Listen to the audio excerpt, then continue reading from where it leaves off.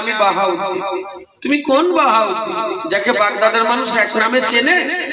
বলে হ্যাঁ হুজুর সেই বাহাউদ্দিন। যেই বলেছে হুজুর রেগে গেছে, আমার দরবার থেকে চলে যা। সেই বাহাউদ্দিন বলেছে, সে রেগে গেছে। পিসাব চেক করছে, তুমি আমার দরবার থেকে চলে যাও, আমার কাছে তোমার মুরিদগিরি চলছে।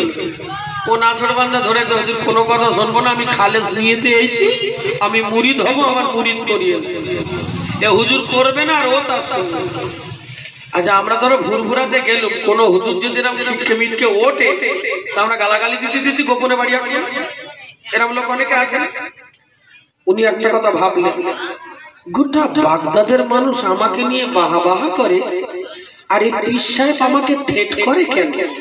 নিশ্চয়ই এর ভেতরে কিছু আছে। এটা হলো জ্ঞানী মানুষের ভাবনা।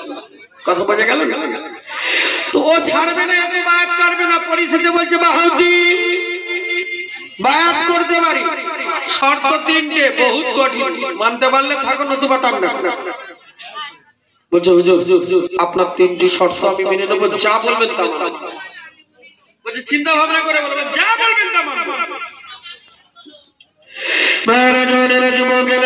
আল্লাহর ওলি হযরত খাজা বাহাউদ্দিন রাহমাতুল্লাহ আলাইহি সুরামার ওই সময় মাথাটা নিচু করে বসে আছে।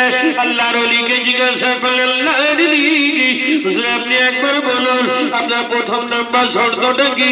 ওই সময় আল্লাহর ওলি বলেছিলেন, ও বাবা বাহাউদ্দিন, তুমি যে উদ্দেশ্য এসেছ, তুমি যে আশা নিয়ে এসেছ, ওই আশা যতদিনই পূর্ণ না হবে ততদিন তোমাকে নেড়া হয়ে থাকতে হবে।